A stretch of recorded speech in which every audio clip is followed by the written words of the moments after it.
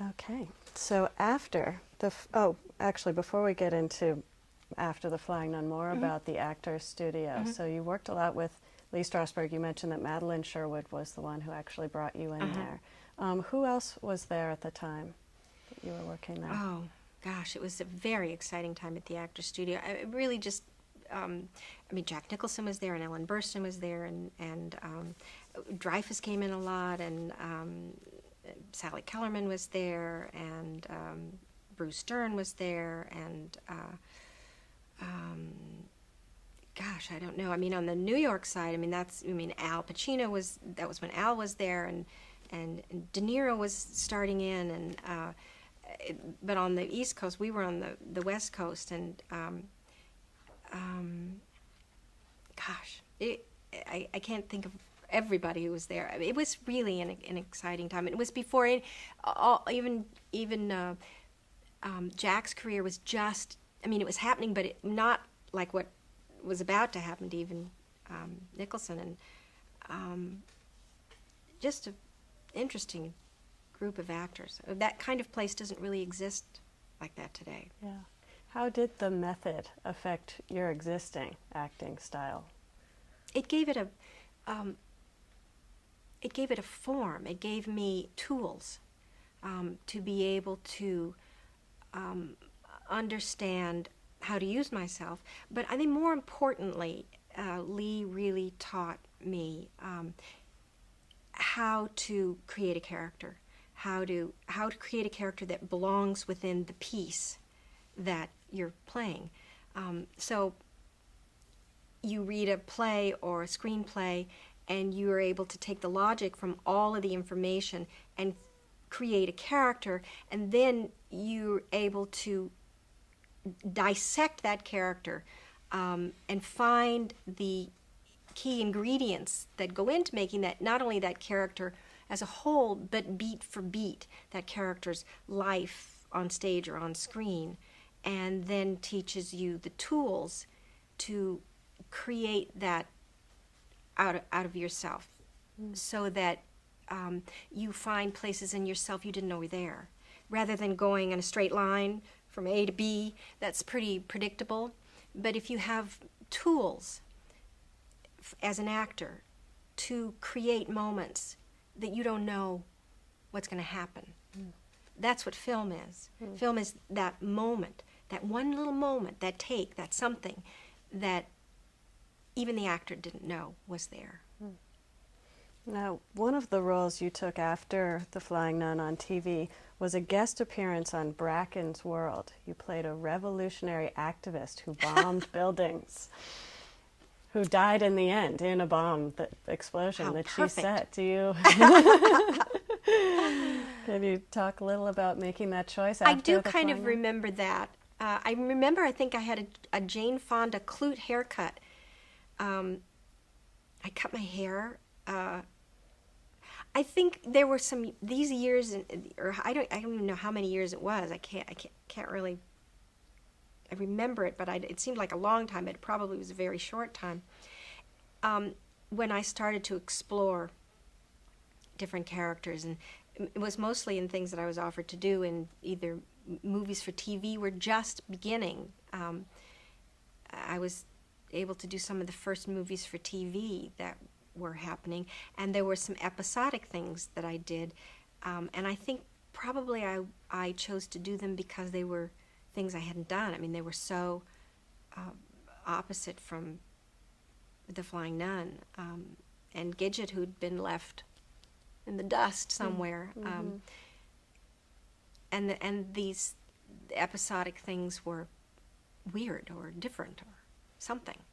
Now, between 70 and 73, you didn't take a recurring primary role in a sitcom. What kind of, I assume you were getting offers. What kind of offers were you getting? I was getting a lot of offers, but it was the time when I didn't want to be, going back in and doing this kind of situation comedy drivel, as I would call it. And I was desperately sort of trying to explore, how do I get out of this? How do I move to a different arena of work, and I was working really hard at the Actors Studio and having children. So I think I had my second son in there somewhere, 72. So life was happening, and I was growing as an actor. I just didn't know how I was going to use it. Right. In 73, you did take a new sitcom, The Girl with Something Extra. Why did you choose that role? I guess it was a time where I chickened out. That's really what it was. I was then, quite honestly, I was married to somebody who wasn't taking on a career for himself. And again, I felt I was betrayed in my inner camp because I think he said, "Boy, you better go make some money. We got to live here." And I felt frightened. I felt frightened that unless I took something that seemed like a living, that I would cave. That somehow now I had 2 children to support and a husband to support. Yeah.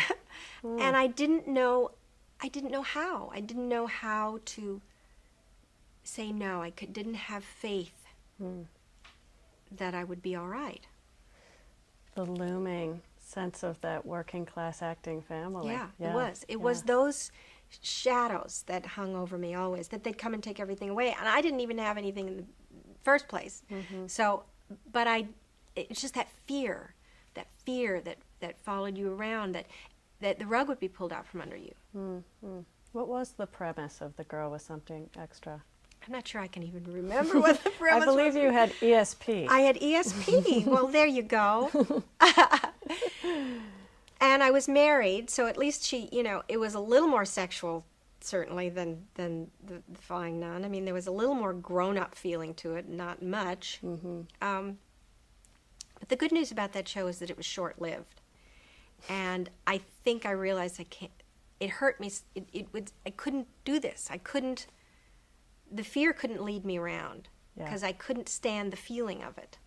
And in that time, I also got divorced. I mean, it had some ramifications of doing it. Yeah. And a good thing happened was I got mad. I started to get pissed off. And that's always good. I mean, fear is a crippling thing, but anger can propel you forward. In 75, you took a role in a feature called Stay Hungry. What attracted you to that role? Well, it was really the turning point in my acting career. It was a film by Bob Rafelson, who certainly in the 70s was very instrumental in pushing American cinema. American cinema in the 70s was really changing a lot, and Rafelson was very much a part of that. 5 Easy Pieces and King of Marvin Gardens and these very odd movies. They were almost like independent films would be today, and this film too was very odd and very independent-like. And the reason I chose it was besides having the opportunity to be with Rafelson, it was a film, and it was certainly a very different character than I'd played in television. I mean, she was really a kind of a little tartlet, but it was real acting. It was the real deal as far as I was concerned, and it was my chance to do the work that I had now been working to do. Yeah. What did it do for your career? I think it was the beginning of the beginning, because it was very difficult to get the role. I mean, I had a very, very hard time getting the role because I was very stuck in a typecast box, something that television did very much to people then. Film didn't want people who were identified with television in those days. Different now. If you have a following, in film. is happy to use that. So you have to fight to get the right role and to, maybe change your image within what television has. But film didn't want anybody who came from television. It was like a poor relative. And I really, really had to fight my way in. I just had to be willing to swallow a lot of insults and God knows what. And I did, and I had worked so hard to be good, to be really good, to be shockingly good in some cases, and bold, and just aggressive with how good I could be if you just sit your butt in the chair and listen to me. And it was, again, my anger then that was able to propel me out of my own shyness and things.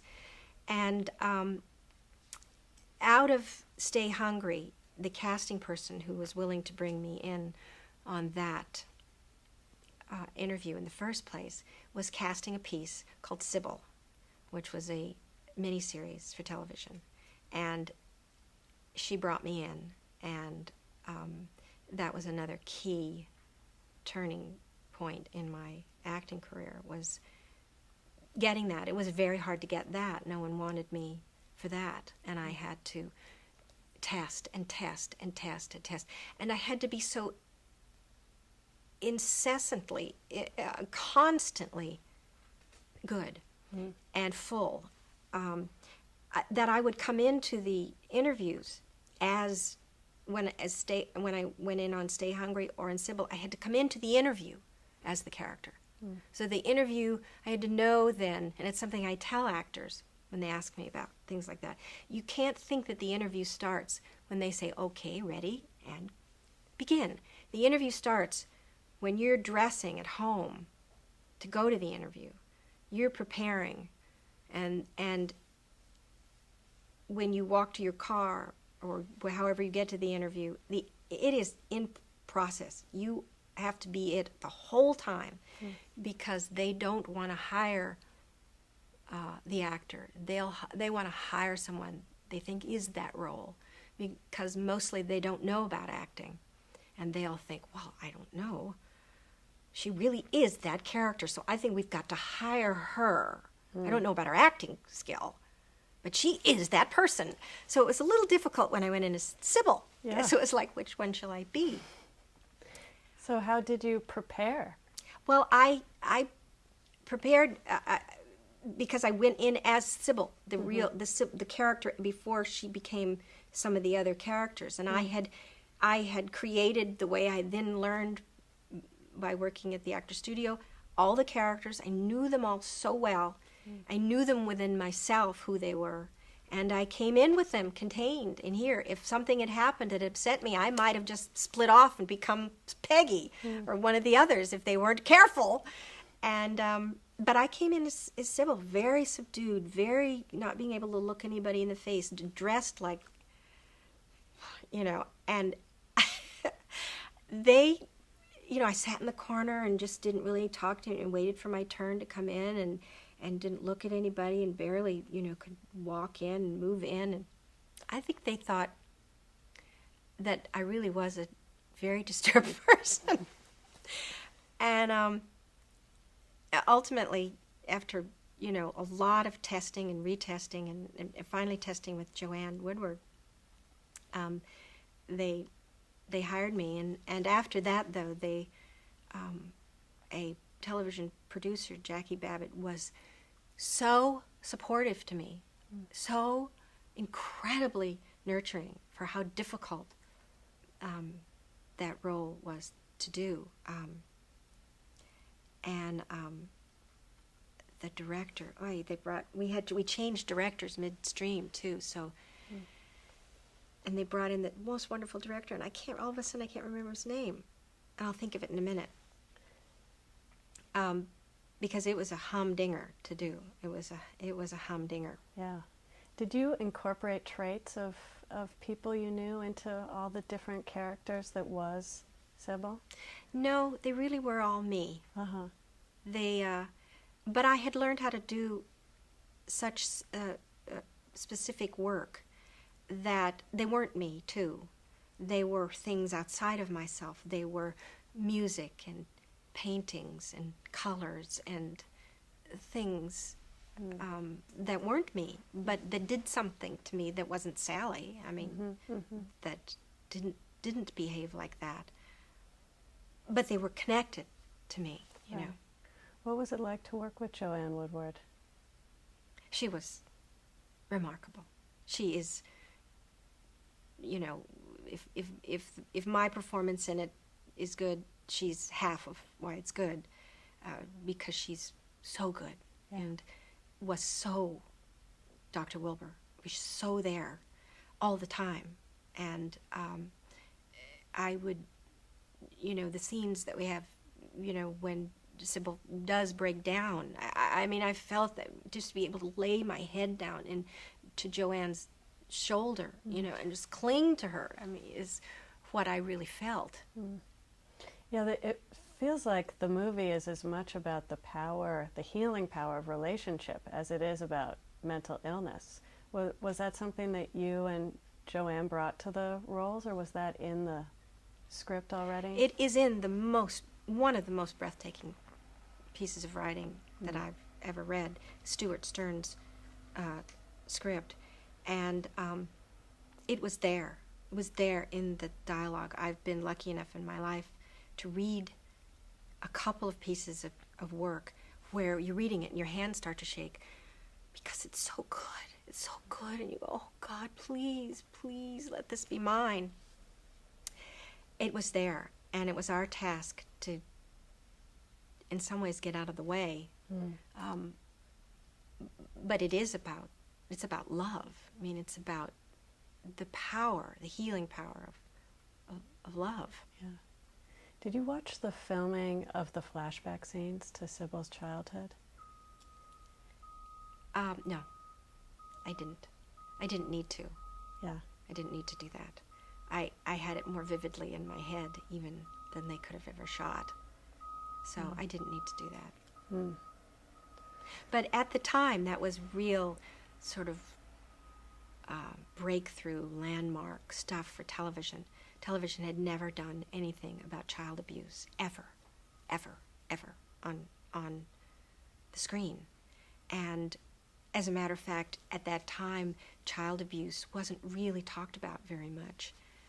And the feeling of what happened after that was screened, the first night and the second night, I don't know that I will ever feel anything like that again. It's the enormous power of television. And people stopped in the streets and burst into tears and, you know, would reach out to me in the most moving, awesome way, which wasn't about reaching out to a celebrity. It was about touching, making contact with something that was so important to them, that had changed them. And we got all these letters from people, but from psychiatrists and psychologists and doctors who said that people had come in with breakthroughs and with turning points in their life and were able to talk about things that they weren't before. And it really is a sign of how important the power of television can be if used correctly. What kind of psychological toll, if any, did playing Sybil have on you? It didn't have anything but a good psychological toll. Yeah. I mean, it was a cathartic, certainly a cathartic experience for me. Exhausting and frighteningly exhausting sometimes. But all the times that it was frighteningly exhausting on an emotional level, I knew it was time to film because I was so tired. I was so wiped out from having to be so emotional all the time that I knew then it was time to film because it was what the character was. Right. I mean, that's how hard it was to be so damaged. Yeah, to be her. How did it feel to win the Emmy? Well, that was a sort of odd letdown of a thing. That year, the Emmys were canceled, and I don't remember why now. There was some big brouhaha. The Emmys were canceled. No Emmys? And they had another show that they created that was not the Emmys. And okay, and so I went to that thinking, okay, well, I'll go to that. And I was nominated, and I was very, very pleased to be nominated, but I didn't win. And I thought, well, okay, I didn't win. All right, fine. And then a few months later, they said, no, well, we will have the Emmys. And then I didn't know what to make of it, whether anybody was going, because it was some political thing that why they weren't having it. You know, they were like it was like a strike of some form. And I thought, well, maybe I don't know whether I'm supposed to be going or not going. What am I supposed to be doing?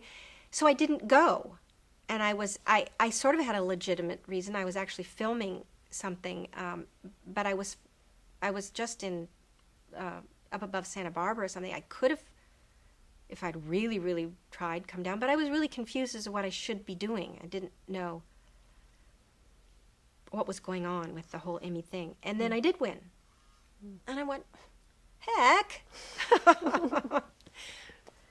But So you weren't there. I wasn't there. But you won. But I won. Yeah. Now, throughout the late 70s, you did a lot of feature films. You did a run of comedic films at one point. Mm-hmm. What were the appeal of those roles? Mostly they were ways to stay alive. Mm-hmm. Mostly I was playing the girl in a lot of like mediocre movies, most of them. Some of them were kind of great. I mean, Smokey and the Bandit was really great and just sort of a little bubble of a moment. But mostly I had 2 children and I had no money. Mm-hmm. And it was, again, that shadow of being a working class actor, that they just come and they're going to take that rug, whip that rug out from under you. And I was trying to hang on. Mm-hmm. And I didn't know what was going to happen. No one really knew what to do with me. Film was changing a lot in the 70s and heading towards the 80s. It was really before women had a really strong place in film. They were still, you know, the women that were working a lot were models who weren't actors. Not that they didn't, a lot of them turned out to be wonderful actors, but they were really hired mostly because they were really pretty. And I wasn't one of them. I mean, they didn't know what to do with me. And I just hung on and hung on. You know, again, something fell out of the stars, and That I and guess that was was Norma Norma Ray. Ray. Yeah. How did you get that part? Well, Marty Ritt, who was the director, Dan Petrie. Dan Petrie was the director of Sybil. I knew I'd think of it. A wonderful, wonderful, wonderful man. Just left my brain for a second. Sorry, Dan. Marty Ritt, who is another very key character in my life, a remarkable, remarkable man, and a remarkable director, filmmaker, had seen Sybil, and he wanted to do Norma Ray. He'd offered it to the 5 key actresses in town at that time, whoever they were, and they all turned it down. And so he offered it to me, and wasn't sure that the studio would go for it, which they really didn't want to go for it, but Marty talked him into it, and he hired me. What kind of influence has he become in your life? Well, he has unfortunately passed away, even though I'm sure sometimes he's still here talking to me. He was a very important influence. He taught me a lot about acting. He taught me a lot about character. He taught me a lot about story. But I think more than anything, he taught me a lot about being human. And he was a very political man and cared deeply about people and about human rights and about working class people having to do with human rights and their rights and our country. And he taught me a lot, and he started to wake me up about being a citizen, being alive. Now, you won every significant award for that role. I mean, New York Film Critics, Cannes, Golden Globes, Oscar. Were you surprised by the degree of recognition? Oh, yeah. Yeah. Yeah, I had no idea. And it's a good thing.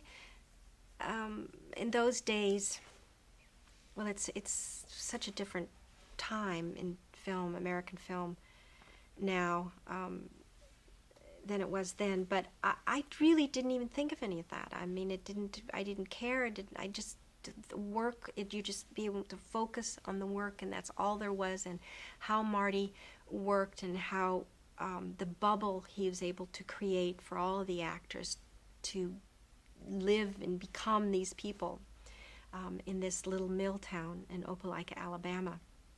So when it came out, I was totally unprepared. I wasn't even thinking of box office or anything. But the first thing that happened was it was accepted into Cannes. And I'd never been to Europe. I mean, I'd never, gosh, this is amazing. And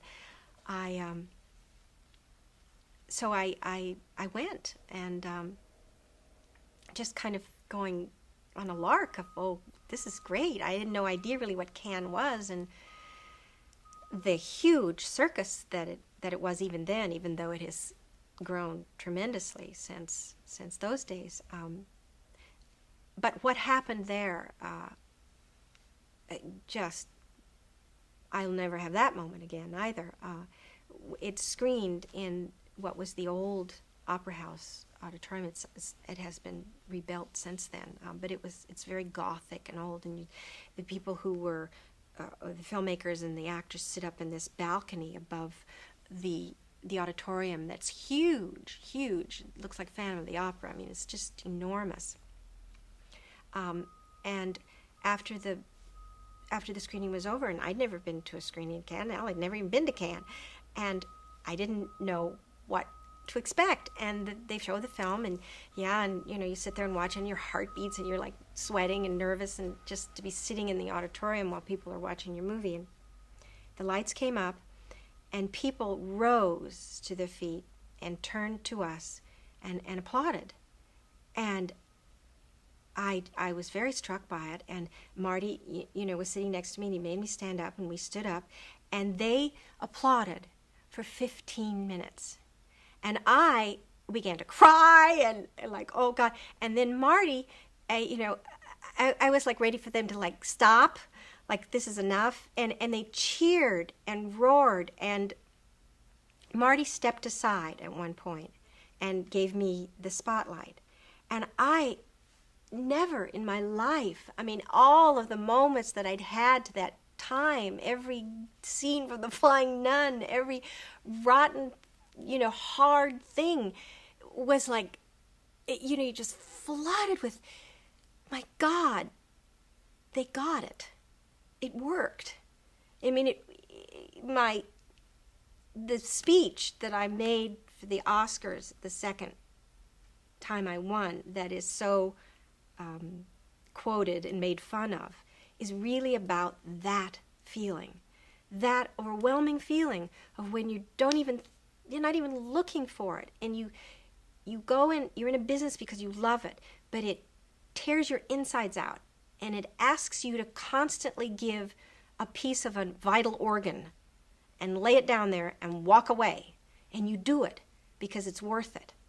But every once in a while, something comes back at you that is so overwhelming in its appreciation of what you've done to this point, that all you do is you can stand there and say, you like me? You do? It worked? And you don't ever look for it. You're not asking for it. It's just overwhelming if it happens. And this was this moment for me. And I just it'll never happen again. And I will never be that 29-year-old girl that's, having struggled and thinged and done.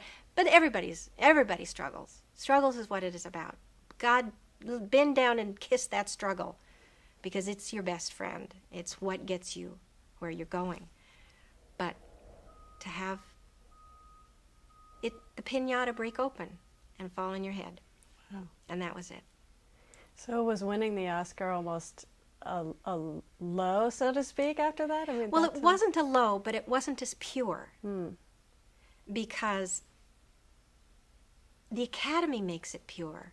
The actors make it pure. The industry makes it pure. Because they really give you that vote. And that's pure. But the industry, meaning the press, the machine, eats it up. And the machine of selling it gets in the way of the pureness of appreciating how hard it is to do something excellent. And that's what interferes with making the Oscars pure for your experience of having that moment. That'll give you strength to find another one, or whatever. Or having that moment so that you can purely give it back to the people who gave it to you.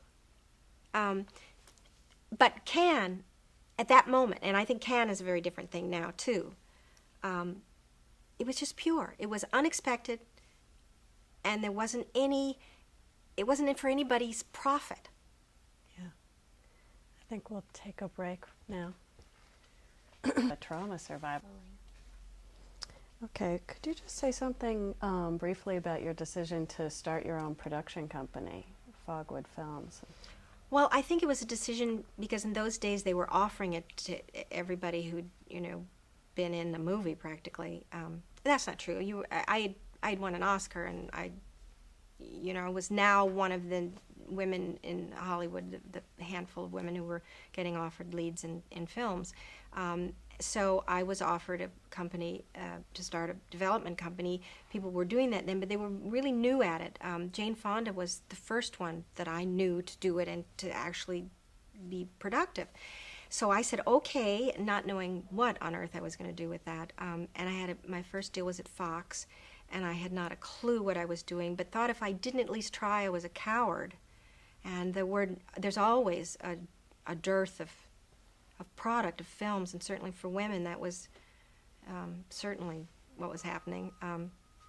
And Jane was there, and I didn't know Jane, and I was nervous about meeting Jane and nervous about meeting anybody, but she reached out to me to help me figure out how to do it, and sort of wouldn't not make me, wouldn't let me not listen, don't you just be shy, you're just going to come over here and you're just going to listen, and this is what you do.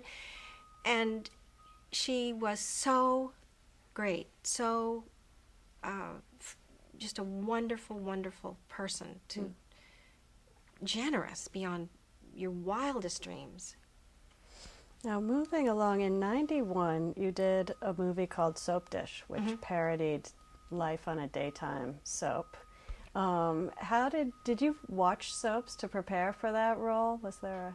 Well, I always watched soaps. Actually, that's how that movie came about, because Bobby Harling, who had written the original draft of it, and it was rewritten by other people, but Bobby stayed on, also wrote Steel Magnolias. So when we did Steel Magnolias, he always used to laugh at me because I always watched soap operas at lunch. I can't eat lunch with you guys. I got to go watch General Hospital, And I always watched soap operas. When I would be off making movies, and it would be the one thing that sort of made me feel less lonely away from my children and, living in little towns. I'd watch my friends on soap operas. Was there a particular soap that people referenced for the show? No, because then Bobby took it in his inimitable way and turned it into what he turned it into.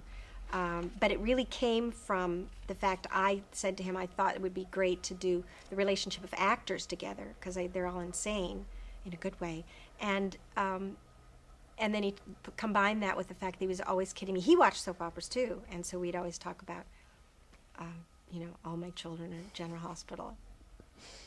In the 90s, you did a bunch of miniseries, various roles you had on them, such as A Woman of Independent Means. Can you talk a little about your dual roles of executive producer and lead actress on that? Yeah. I think that was the only miniseries I did. I did A David Cooler Copperfield. Climate. Oh, yeah. That was a movie for cable. Yeah. And From the Earth to the Moon. Oh, yeah. I directed From Earth to the Moon. So, but I tried not to be in it, but we lost an actress, so I had to say a few lines. But A Woman of Independent Means, I was one of the producers on because I helped, sort of get it together. I always loved the book, and it was. I just loved the piece about a woman's life, taking a look at a woman's life over a whole lifetime. I just loved doing it. I had not been back to television in a long time, and they were great. It was great fun to do. A lot of work. How come you decided to make it a miniseries for TV as opposed to a feature film? Because it was there. Mm-hmm. That's the thing. If there had perhaps it's not something that availed itself to being a film. If it was going to be anything, it was going to be a miniseries, because the weight of it was looking at the whole lifetime of this person. If you took a piece of it here or tried to condense it, it didn't mean anything. It was just a life. And whether it worked even as a miniseries, I'm not really sure. I haven't seen it since. But it was great to do, to be able to play all those eras and all those ages. As an actor, it was really great fun to see if you could pull that off. And I had been producing and a part of producing projects that I was in for a long time. So Robert Greenwald, allowed me to come on as a producer and be a part of it. He's the one that brought it to me in the first place. You made your directorial debut the following year with The Christmas Tree. Yes, I did. I wrote and directed, actually, this tiny little book called The Christmas Tree, because it was there. I wanted to see if I could do it. It was a great experience, a sweet little story about a nun, which I thought was, coming full circle here. But it was Julie Harris. My God, it was Julie Harris. Arguably one of our finest American actors, and it was just great. It was just nerve-wracking as hell, but it was great to see if I could do it, and then to do it. How does being an actress affect your directing style? I don't know. I don't know that I have any directing style as of yet. Certainly, I focus just on the acting, and because I know what acting is and I know what it's like to be in front of a camera, I have a simpatico with who's ever doing whatever they're doing. I understand the difficulties, and I can talk performance. How did you get involved in the project of From the Earth to the Moon, the HBO miniseries? Well, because I had worked with Tom Hanks on 2 projects then, on a Punchline, which was a project that I've produced and was in with Tom, and Forrest Gump. He called and said, "Quick, you have to do this. Don't think, just do it." Just because they had lost their director, and they needed me to read it overnight, say yes, and do it. So I said, "Tom, I don't know." He said, "Do it. Just do it." And so I have, through the years, tried to conquer the voice that says that I should be afraid. I have tried to learn that fear has information in it for me, but that I don't need to do what it tells me to do. I just need to learn what the information is. So I was scared to death. I'm scared to death a lot, but I try to go towards the fear in a different way than to run from it, the way I did when I was young. It's working for you. In the 90s, you have done a number of memorable guest appearances. Do you have a favorite guest appearance? Well, of course, I loved the stuff that they created for me. John Wells created for me on ER, because I got to go back and be a crazy lady again. But I loved the whole weight again, the importance of television when it's done right. And he wanted to create a manic depressive bipolar character. And he wanted to show it all. He wanted to really show the aspects of this devastating illness on every level, and how devastating it is to the family members. And so he allowed me to do a lot of comprehensive research here at UCLA. And the information that I would gather, they would put in to the character. And again, I felt the importance of doing something like that for people. We got so many letters from people who had the illness, from children who were whose parents had the illness, from parents whose children had the illness, from doctors who were so grateful that somebody was talking about this illness. The suicide rate in young men, especially even, but young people in this country is unforgivable, and most of it's because of bipolarism and depression, and it's not treated. And so to have the opportunity to talk about mental illness, because it has such a stigma on it, and that's just using television the way it should be used, and to be able to act at the same time is, a gift. Now tell us the name of the character and how she fits into the show. God, I don't remember what her name was. Maggie. Her name was Maggie, and she's the mother of one of the key characters on the piece, Maura Tierney, on ER, and Maura's character in ER, if you watch it all, is a very complicated character. She's got a lot of problems, and then when the mother shows up, you really see why she has all these problems. And she's had to deal with and take care of her mother all of her life, and it's because her mother is bipolar and has a hard time staying on medication, and goes through episodes of very damaging and dangerous behavior. And so it just takes a look at not only Maggie's mental health issues, but it takes a look at how devastating it is to the people who love them. Was it originally pitched to you as a recurring character? It was originally pitched to me as he wanted to do an arc, so he wanted to do 5 or 6 episodes so you have both sides of the manic and the depressive behavior. And so I said that sounded like something I would be interested in. Of course, they had not written it yet, and it was a leap of faith that it would be there. But I think John Wells is such a good writer and producer, and the work that he does is just remarkable. Yeah. Were you a fan of the show before you went on? Yes, yeah. I was. Now, you won an Emmy for that role. Mm-hmm. How did that feel? Great. Yeah. Felt great. Yeah. Yeah. Now, you just... before I get into the craft of acting a little, you were a lead on a drama series that didn't have a long life. I believe John Wells... Yes, John was part of that, too. Participant in that, the court.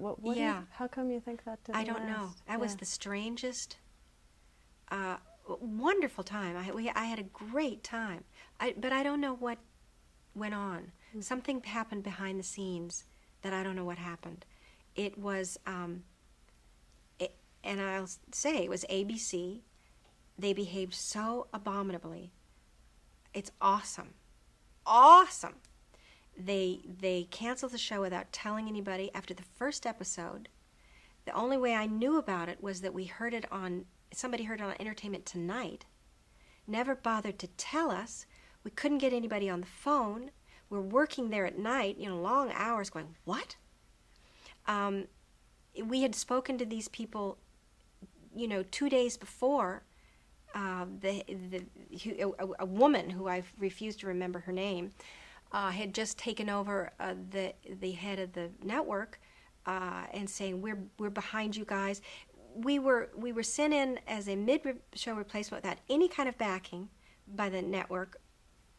And we were promised new shows from Stephen Bochco on NYPD Blue, which was our lead-in. He refused to give them new shows because I believe he wanted to ditch us because he wanted that time spot for one of his shows and it was given to us instead. It was like, welcome to the world, the now what world of network television. Maybe it was always like that. I was different and I was more aware of it. But to be canceled and not to be after the first show? What? It didn't make any sense. And it wasn't that we didn't work. We weren't even on. I don't know what happened. I just say, whoa, okay, if that's what this world is. The shows were so good, the subsequent 6 shows, that we actually had to go and finish making the 6 shows. And we didn't know what. No one told us what it was about. Why did we have to continue to make them? We only made 6 shows. So I have no idea what went on. I think they looked at the bottom line, and ABC is scrambling, has been, as is Disney. Not my favorite place. Not my favorite place. I believe they behaved in a totally unethical way. If they want to just, if that's how they want to treat their artists, fine.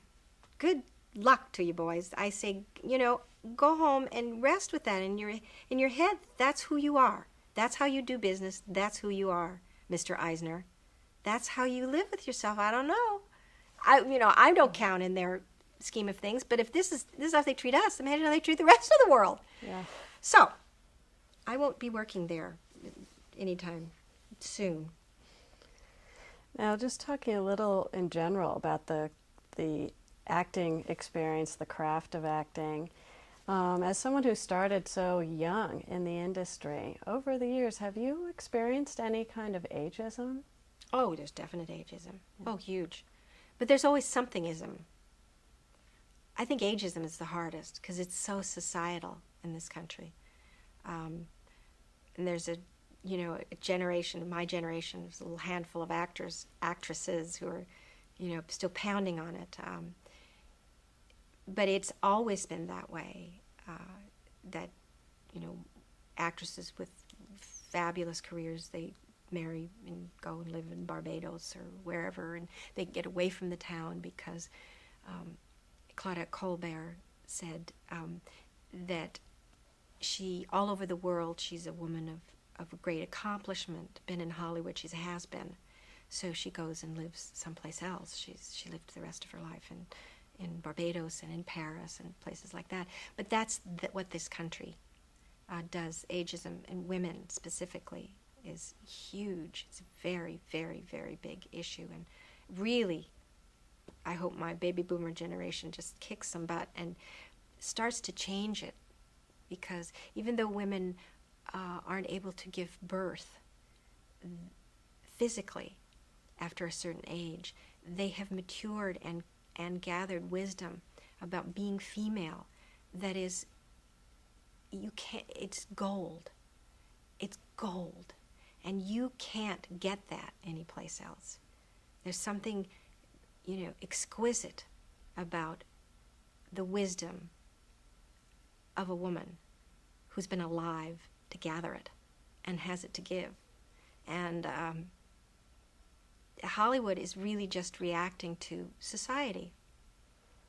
But do you think that the women of your generation who are in Hollywood, who have reputations and power, could change it? Do you see? No, I think they're all, working in their own way to a little bit here and a little bit there. And, Diane Keaton's film this year, and that Nancy Meyers wrote and directed. I mean, little pieces, and it keeps pushing it a little further and pushing it a little further.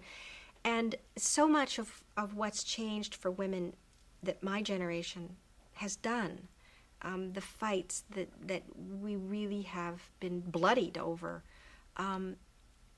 it has changed a lot. And I see so many young women coming in as actresses that don't know what the struggle was, that are facing their struggle now, and don't know how changed it is, how much better it is. I when I first produced films, I wouldn't put my name on it because it changed how people saw the film. People saw it differently if it said if I was in it and it said produced by Sally Field. It changed how they saw me as the character on the screen. So Jane put her name on it sometimes, but I said, I want to stay, I don't want them to see me as that when they see me on the screen. And now, you know, whether it's some of the young women that are actually producing their own films, part of making sure that the product is out there, they're able to put their names on it. I feel that's a triumph. That's a real triumph. And that there are so many now who are behind the camera, who are writing, actresses who are taking their power and developing it in other ways. It didn't used to be that way. Yeah. And it was really hard. It was really, really, really hard. And it's still really, really, really hard, but on a different plane. It's another really, really hard is slightly higher than where we were when it was really, really, really hard. But the actresses who are still here, who are my generation, who are now in their 50s, heading into their 60s, and some of them who are in their 60s, we're not going away. We'll still be here. We'll still, we're still chipping away at. You can't say it's unfair, because what in life or showbiz is fair? It's just there's a terrible need in this world for the female sensibility. A terrible, terrible, terrible need for the female wisdom. And television and film is arguably or not arguably the most powerful tool to do that. So we must all just chip away. What are your current projects? Well, right now what I've been doing lately, actually, where my heart goes more to is the stage. So over the summer I'm doing Glass Menagerie at the Kennedy Center in D.C. and so I'm things lead me other directions. I mean, if something in film came along that I wanted to do, I would love to do it, but it just isn't. It isn't there. There'll be each year in film there'll be a couple of roles for women that are not young, but not very many. Just a tiny, tiny amount. What kind of advice would you give to a young actress?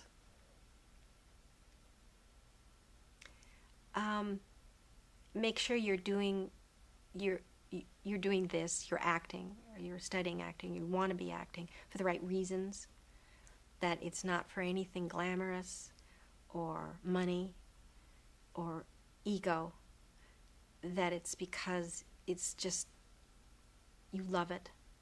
You love it, love it, love it more than anything, more than anything. I mean, it has to be deeply in your soul as a form of communication with the world. And if you're in it for any other reason, you will be destroyed. Even if you're successful, you'll be destroyed. Now, you've participated in so many tribute shows over the years to people, and I was wondering, when they do a tribute to you, what do you hope they would say? Ugh, I don't want a tribute. When they do, I don't really want anybody to. What I hope they would say is, I'm glad we're not doing a tribute to you. I don't really want any. There's just too much of this. Everybody congratulating everybody, patting everybody on the back, and whoop-de-doo. And I'm getting really tired of it.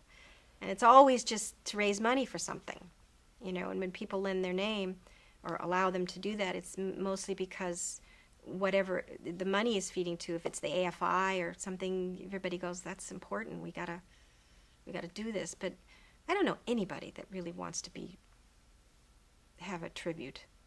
So how would you just like to be remembered? By the schmo on the street? By the schmo on the streets?